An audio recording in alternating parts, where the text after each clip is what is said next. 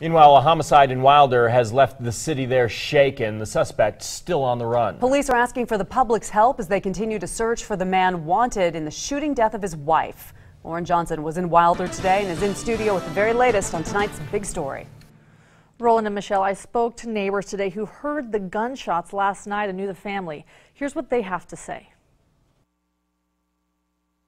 He shot his wife. Alan Robbins lives next door to the Diaz family and heard the shots ring out. About 11 or a little after, we heard a burst of gunfire.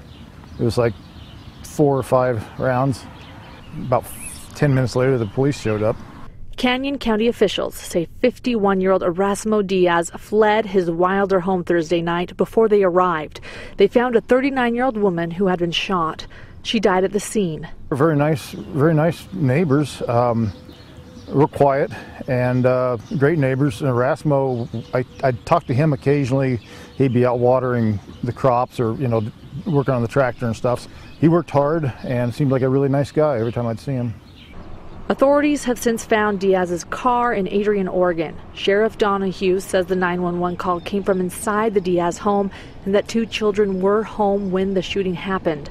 They also say it's not the first time police were called to the house on the 2900 block of Red Top Road.